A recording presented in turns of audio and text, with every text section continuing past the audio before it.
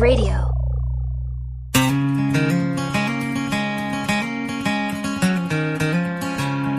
You are listening to Texas History Lessons, a slow walk through Texas history made in Texas by a Texan for everyone, everywhere. Welcome, Texas History Lessons. I'm Michael. Thanks for joining me as we continue the current lesson. This is part 2 of the lesson that's beginning the Spanish Borderlands series, where we look at the development of Texas under New Spain. But we're starting at the very beginning. And in the last episode, I started with some ideas, beliefs, words, messages, and symbols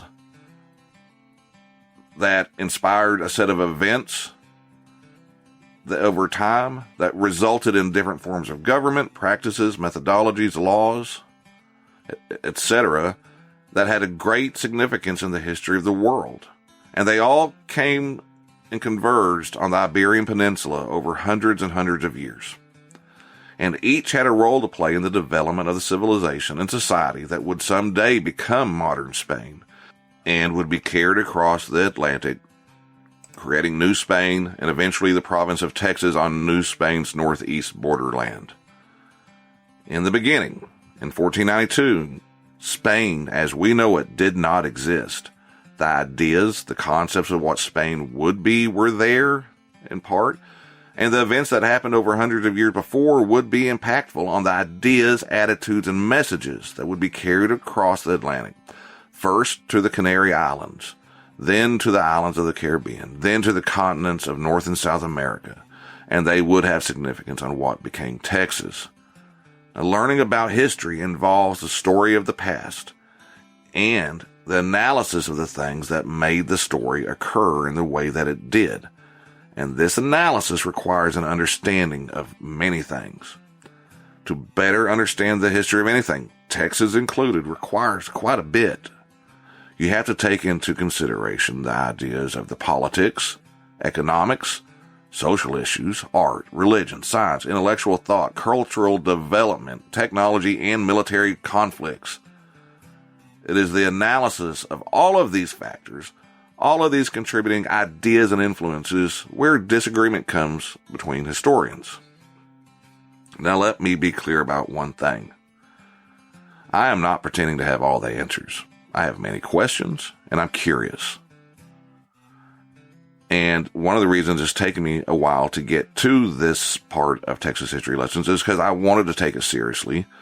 I've been reading and thinking and looking at different things for a really long time, and now we're finally getting into it. And as I've said before, normally it would be pretty fast to cover the history of Texas. As I've said before, Spain came, Mexico gained independence, Sam Houston, Stephen Austin, the Alamo, San Jacinto, Texas becomes a republic, then a state. Pretty simple, right?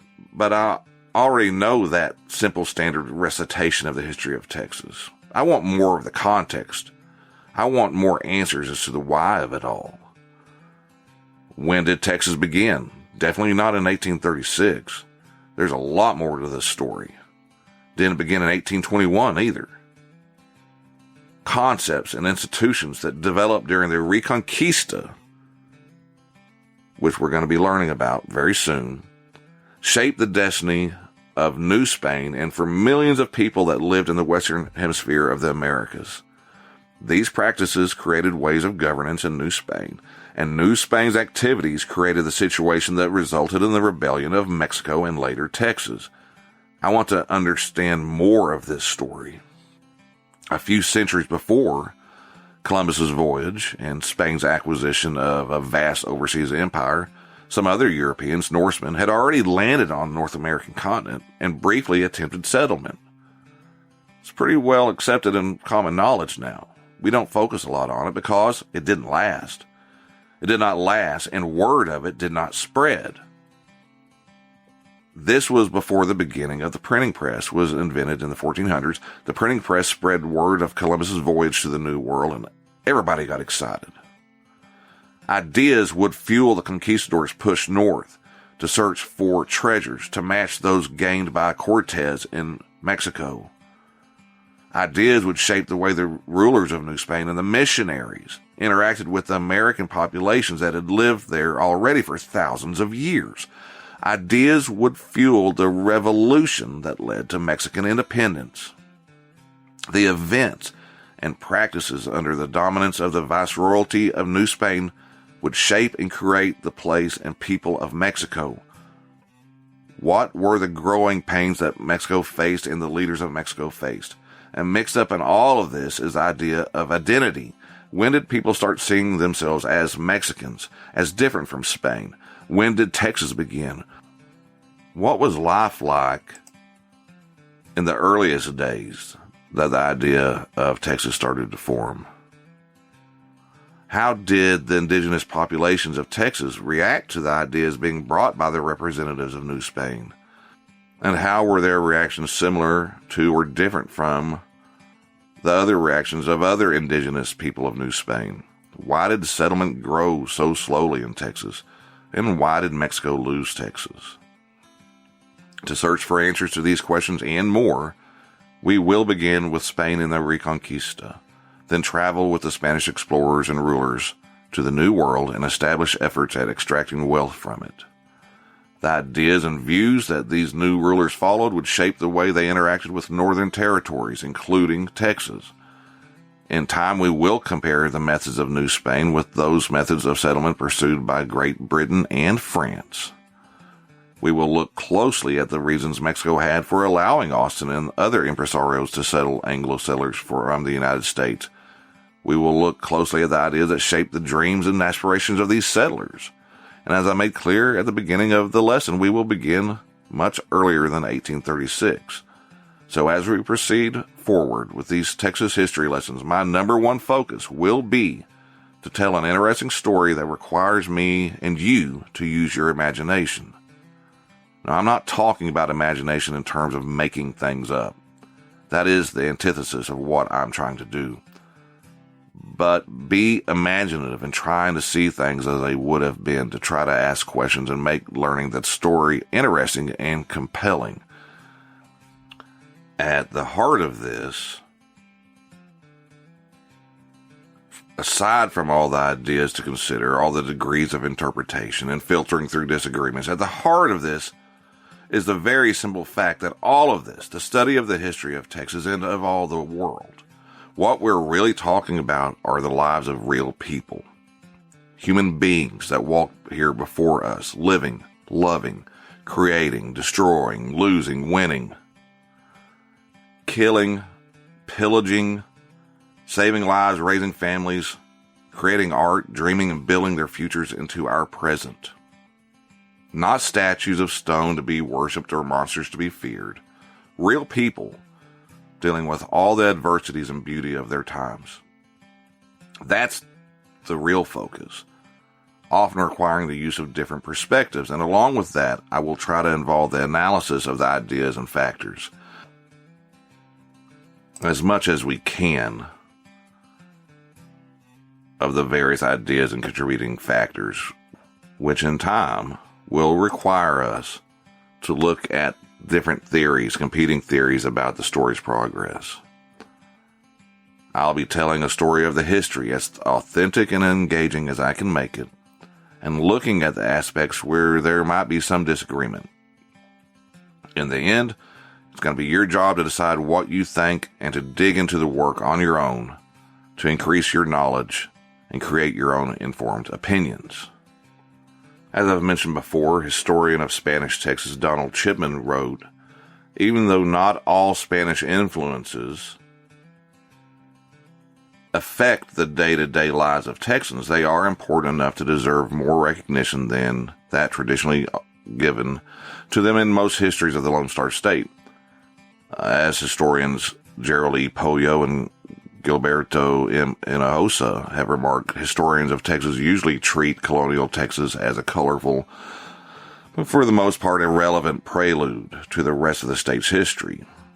Our goal with Texas History Lessons is to search for relevancy of the events, The podcast gives us the luxury that most teachers in schools and colleges don't have unless they're teaching a specialized class or upper graduate course that focuses on the period closely.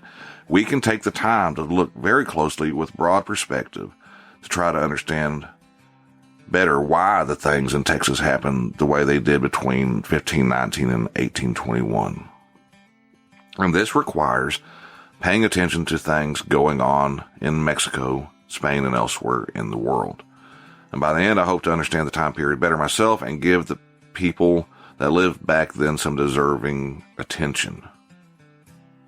The New Spain, we're going to see, did not have great success in Texas, but it did leave a vast imprint and legacy in Texas. The events of the Spanish period are the foundation for what came afterward and has tremendous importance. The most obvious legacy of Spain and Texas is found in the many Spanish names for counties, places, rivers, creeks, towns, and cities. And in an earlier episode, I said that 42 of Texas's 254 counties have Hispanic names or anglicized derivations. That's about 1/6. And I've looked at the list myself, and I think I can get it up to 43. Angelina County is named for the Angelina River, which is Angelina was a Spanish missionary's nickname for a woman of the Hasinai tribe, meaning little angel.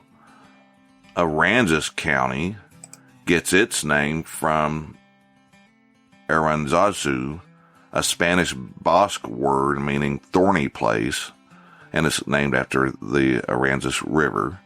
Atascosa is a Spanish word for boggy, and the Atascosa River is where it gets its name from. And, by the way, if you haven't listened to Kade Anson's Atascosa County song, I think you definitely should, but I digress.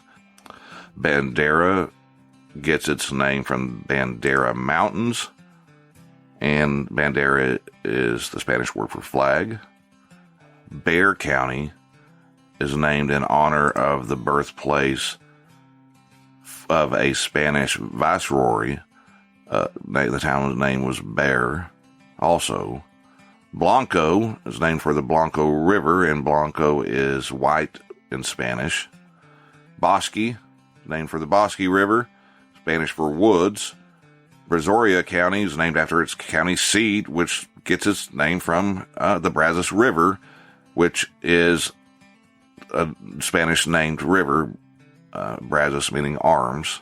Then Brazos County also named for the Brazos River, again, arms, Brazos de Dios, arms of God. Colorado is the Colorado River, Spanish for red. Comal County, named after the Comal River, Spanish for basin. Concho County, named after the Concho River, Concho meaning shell. El Paso, everybody's familiar with, it came from the El Paso del Norte, which is Spanish for the Northern Pass.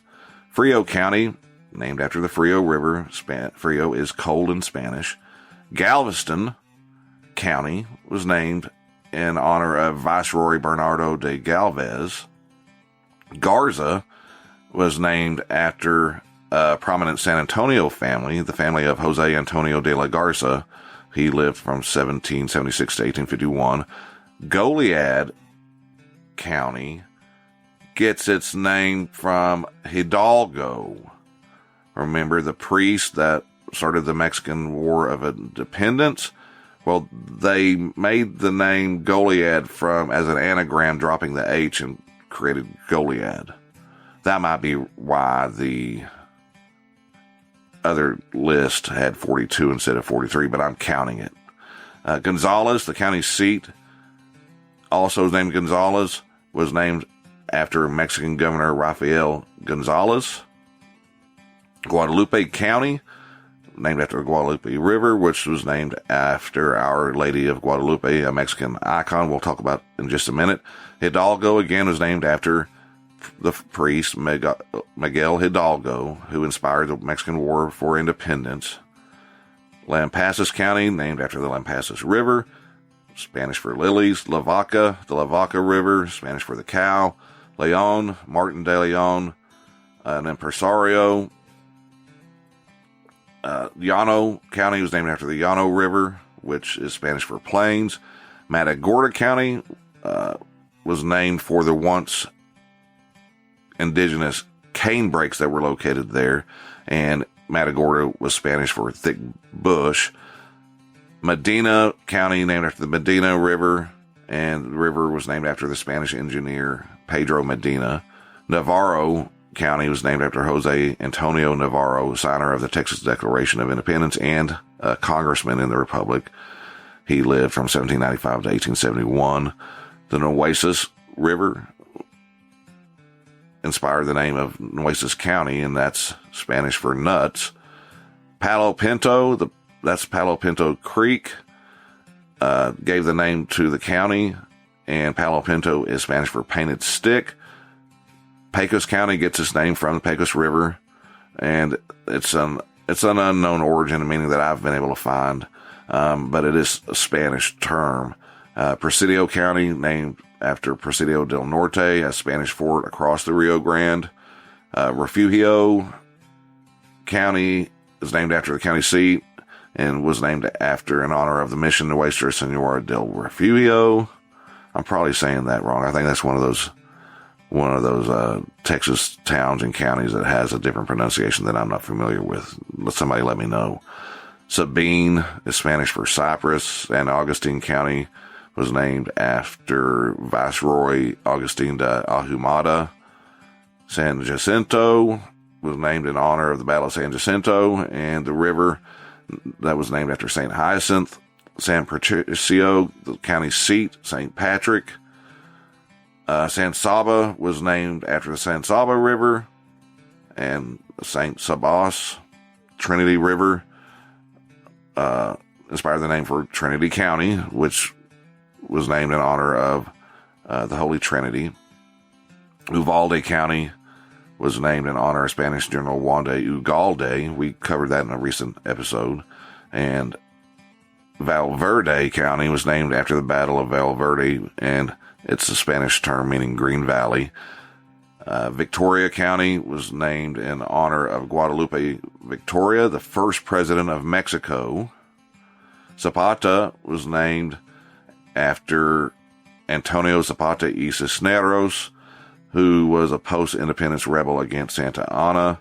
And then Zavala County was named after Lorenzo de Zavala, an impresario, Mexican governor, Texas Declaration of Independence signer, and interim republic vice president. There are hundreds of physiographic features, including the Llano Estacado, Guadalupe Mountains, Padre Island, Palo Duro Canyon, that remind us of the Spanish explorers and conquistadors that traveled through Texas several years before the English even set foot on the Atlantic coast of North America. Every major Texas river, except for the Red River, has a name that is Spanish or an anglicized derivation. And we covered a few of those, but you got the Rio Grande, that means Great River. It flows 1,896 miles from its origin in south central Colorado to the Gulf of Mexico. Again, the Nueces River was named after the abundance of pecan trees that could be found on its banks when the first Spanish explorers arrived. It starts up in the Edwards Plateau and flows 315 miles towards the Gulf, and this we're working south to north. Moving northward, the San Antonio River originally began at some springs about 4 miles north of downtown San Antonio, and it has a little help during its existence at the famed San Antonio River Walk now, then returns to its natural state and flows about 240 miles until it hits the Guadalupe River, about 10 miles from San Antonio Bay on the Gulf of Mexico. It, like the city, was named in the 1690s to honor Saint Anthony of Padua, a Portuguese Catholic priest and friar of the Franciscan order, and the patron saint of lost things. And a few years ago, several years ago, I went to an environmental history conference in San Antonio, and they took me on a tour and some of the other people on a tour of the San Antonio River to the place where the springs originally began. So that just know that when you see the river walk, it's artificial. Because if you go find the river south of town, it's not going to be flowing quite that full anymore, and the springs have been severely hurt by urban development. But I digress again. Alonso de Leon gave the Guadalupe River its name in 1691 to honor Nuestra Senora de Guadalupe, or Our Lady of Guadalupe, a Catholic title for Mary, Jesus' mom. And the name Guadalupe part comes from a series of 5 appearances by Mary in December of 1531. And there's a venerated image on a cloak that's enshrined within the Basilica of Our Lady of Guadalupe in Mexico City. This river flows 409 miles to the Gulf of Mexico. Again, La Vaca means the cow river. That actually is interesting because French explorer La Salle had called it Rivière des Vaches, and the Spanish took it and turned it into Spanish, making it the Cow River. It's a short 117 miles before hitting La Vaca Bay, which is actually part of the larger Matagorda Bay. Colorado River, of course, means red or reddish river. It's a really long river, about 865 miles long. The Brazos, again, comes from the name Rio de los Brazos de Dios, translated the river of the arms of God. And that, after it's created by the merger of 2 really long headwater forks that hit together and form the river proper, and it goes for 840 miles. The San Jacinto River is a very short river. It's named, again, after Saint Hyacinth, or Saint Jacinto. In French, it's Hyacinth, who was a young 2nd century martyr. It's only 85 miles long. The Trinity River, moving north, La Santísima Trinidad, meaning the Holy Trinity, it flows 710 miles from the DFW area. The Spaniards named the next river up Rio Nachas, adopting it. We think it's from a Caddo word for the wood of the bow, Nachawi. And then the Sabine River, Rio de Sabinas, was named by Domingo Ramon in 1716, and the name means River of Junipers. It flows 360 miles south to the Gulf and forms much of Texas' eastern border with Louisiana. And we can't forget about the Pecos River, the Frio, we've talked about them, Llano, Angelina, the Blanco, the Bosque, Concho, Lampasas, Leon, Navidad, Pedernales, Medina, San Bernard, San Gabriel, and San Saba, with some of those I mentioned when we were going over the counties.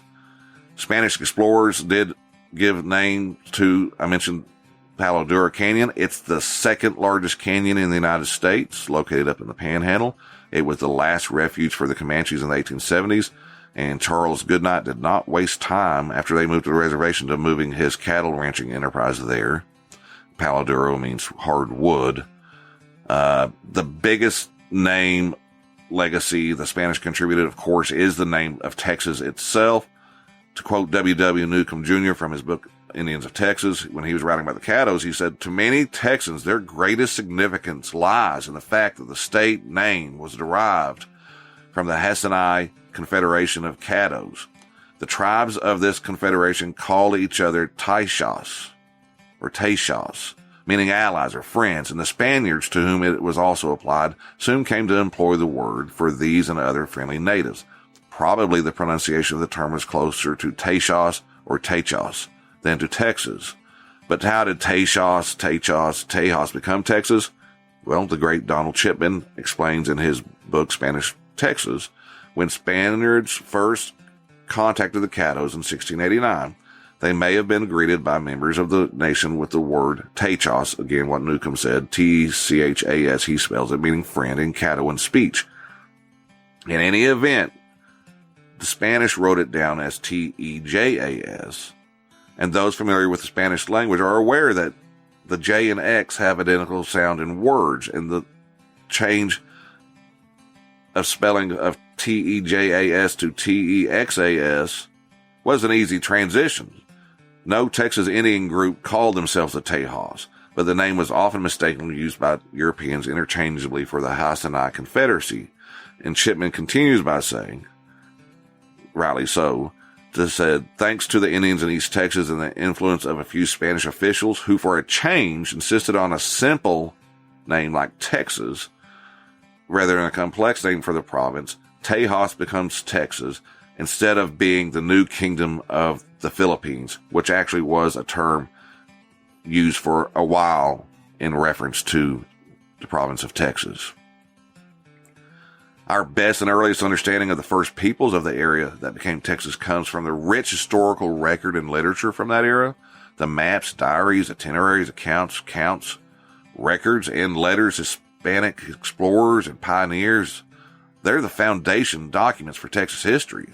The oldest known document of Texas history is the map of the Gulf Coast drawn by or on the voyage of Alonso Alvarez de Pineda in 1519.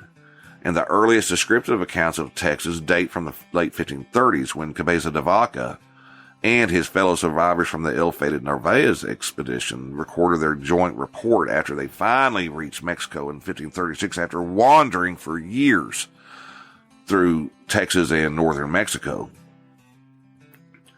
When they got there, they set down their recollections in a joint report, and then Cabeza de Vaca, set down his own recollections in 1542 in a book he called Shipwrecks. The two narratives, they're the first literature of Texas, and they provide us with invaluable information on the indigenous peoples of Texas. And so for about 8 years, they travel across Texas, northern Mexico, and both records are pretty remarkable accounts. And rather than have harsh feelings after being enslaved, it's surprising, Cabeza de Vaca actually had some respect and attachment for the Native Americans. And it caused some conflict with it about his opinion, but more on that very soon. The records from the 1540s expeditions of Francisco Vasquez de Coronado and the Hernando de Soto expedition at the same time gave us early geographic and ethnographic information about New Mexico, the Great Plains, the Panhandle, and East Texas. And in them, we first learned of the Wichitas, the Apaches. Pedro de Castaneda was the one that traveled with Coronado. He wrote a narrative that gives us important information on the first European contacts with the Apaches and experiences on the high plains.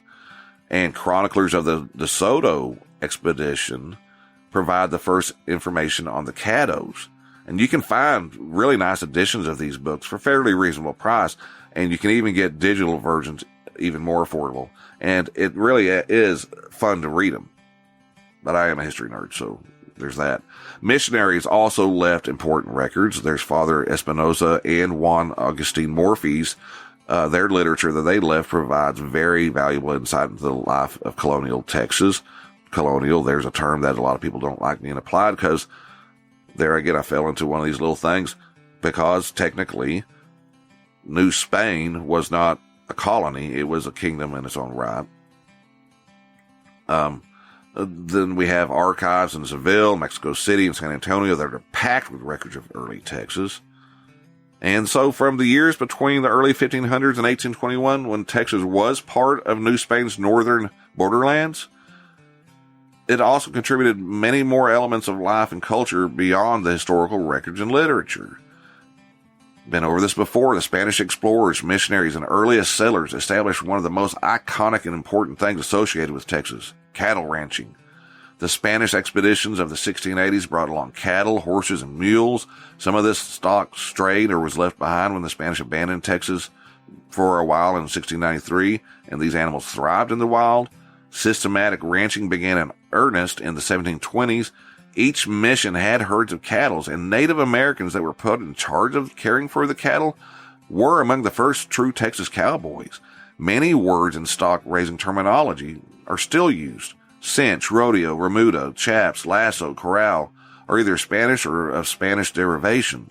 And then when the settlers from the United States began moving into Texas in the 1820s, they brought their own cattle ranching heritage, and the two heritages merged together and set the stage for the great long drives that populated the American West with cattle after the Civil War. If you haven't listened to that series that I did earlier this year, or last year, go check it out. There's about 6 or 7 episodes on the long drive era. And then ranching remains an important economic endeavor today, and it's a way of life and tradition also in Texas.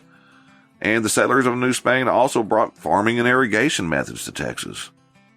And along with ranching, there's the urban aspect to consider.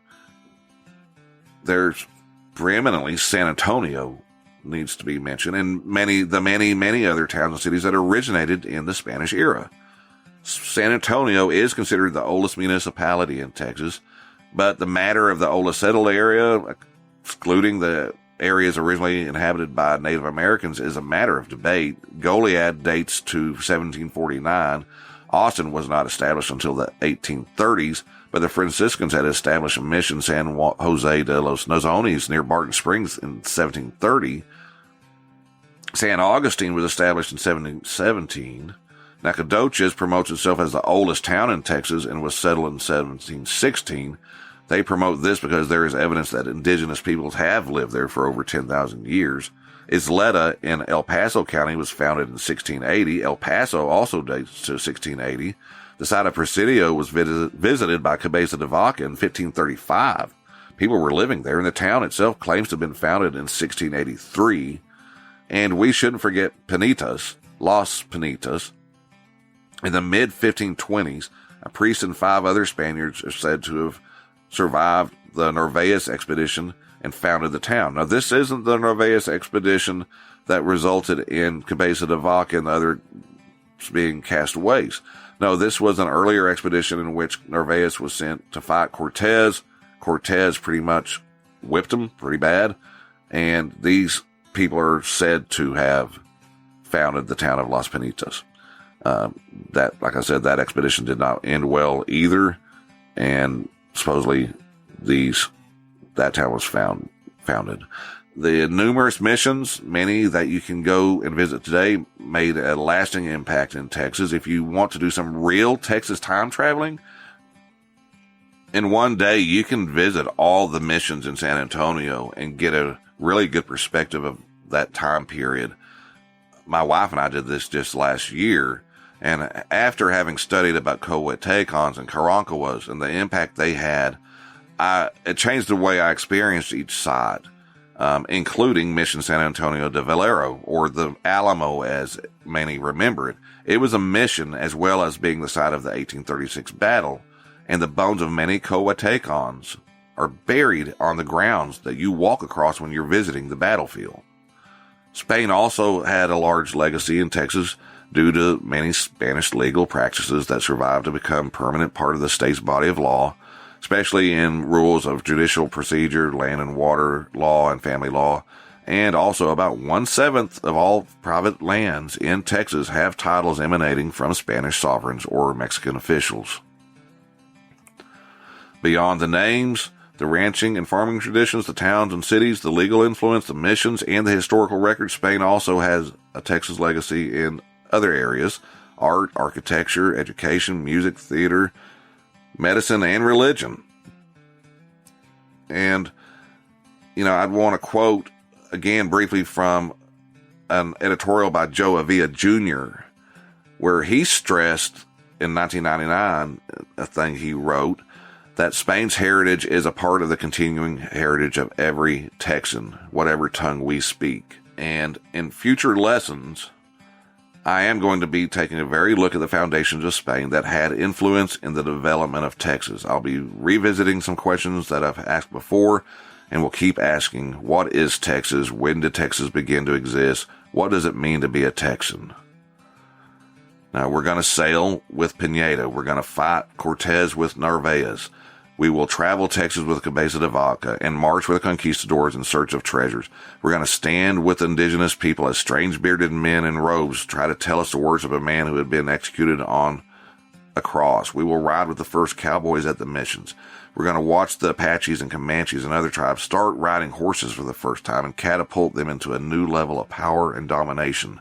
And we're going to meet interesting people and try to understand what motivated them to do what they did.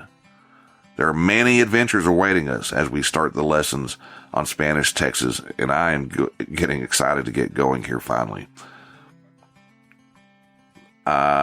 Just a brief moment here. I want to take a break and thank Age of Radio for hosting Texas History Lessons, and we'll be right back to wrap up the show. Okay. Briefly, next plan is we're gonna be looking at the Muslim era and the Reconquista. We're gonna look at the legacy of the Reconquista. We're gonna be looking at the dawn of Texas history. Columbus comes, Cortez comes over, We'll be looking at the Pineda expedition, the Narvaez expedition, Cabeza de Vaca, Esteban and Fray Marcos, Coronado, conquistadors in East Texas, the northward advance towards Texas that occurred between 1543 and 1680, and on. We've got a lot of good things planned. So there you go. I think this is a good spot to end our lesson on ideas and influences and how things have been shaped by New Spain in Spain. And I want to end with a selection of quotes, if you will, humor me just for a little bit longer. And I think this is probably the three best things that I've probably shared in this entire two-part episode.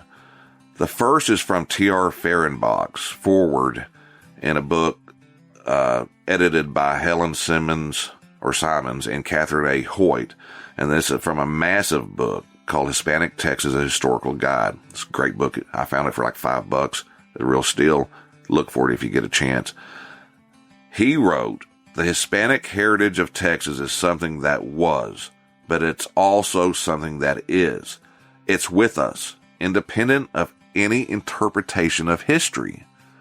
We are, I would hope, beginning to recognize that it is a misuse of the past to peruse it solely in search of heroes and villains, ideologies or anathemas, or to seek historical people either to identify with or dislike. History is a process that rarely proves. It happens, makes, shapes, and goes on. The Hispanic heritage of Texas does not belong to Hispanics or the Spanish-speaking alone. It is the continuing heritage of every Texan. It is a part of our common past and a part of our present reality." Second, I'd like to pull one more quote from Gordon Wood, who I talked about in the first part of this lesson. And this is in regards to the lessons of the past, his opinions. And in the book, The Idea of America, he wrote, "If the study of history teaches anything, it teaches us the limitations of life. It ought to produce prudence and humility." And Gordon Wood's career and writing serve as an example of this lesson, and I'm going to try to be prudent, cautious, and humble in the future Texas history lessons. And last, I'm going to close with a list of things that kind of summarize a lot of the things that physicist Richard Feynman taught. And why are you adding this? It's because I can, and I think it's important. A lot of the concepts he pushed in his life are very important, and this is pretty simple summaries. Number 1, study hard. Number 2, what others think of you is none of your business. Number 3, it's okay not to have all the answers. Number 4, experiment, fail, learn, and repeat. Number 5, knowledge comes from experience. Number 6, imagination is important. Number 7, do what interests you the most. And the most important one that I think is the last one here, stay curious. And with that, I want to thank everybody that's helped me out with Patreon and on Buy Me a Cup of Coffee. Those are in the show notes, the links to that if you'd like to help me out. Recently found some really great books to use for research and preparation for Texas history lessons, and everybody's help helps alleviate the cost of these things. I want to thank everybody that's listening. Share it with a friend. The most important thing you can do is share the show. And we're going to end this one with a song by Kade Anson, and it's going to be Atascosa County, because I spoke about Atascosa in this episode. So that's going to be it. Thanks for listening. Take care of yourself. Take care of each other. Be kind. Adios.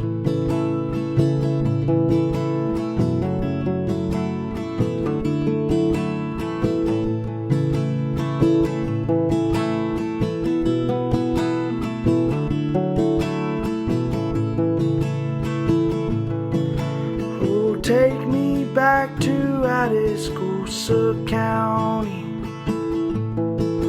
These city lights are getting to my head. And I'll leave this town like I got a bounty. If I stay here tonight, I'll be dead. 'Cause I'm tired of the East in this slanted old concrete, old train house at night when I don't get much sleep. And oftentimes I'll wonder where them old tracks lead. Will they take my ass more south than east?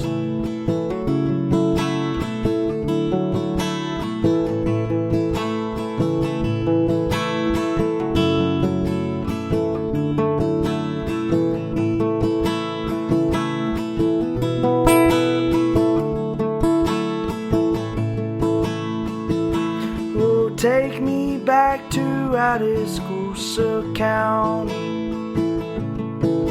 These city girls are messing with my head. Oh, they never seem to leave me how they found me. If I stay here tonight, I'll be dead. 'Cause I'm tired of these life, gasoline, train house at night when I don't get much sleep. And oftentimes I'll wonder where them old tracks lead. Will they take me back to Atascosa County?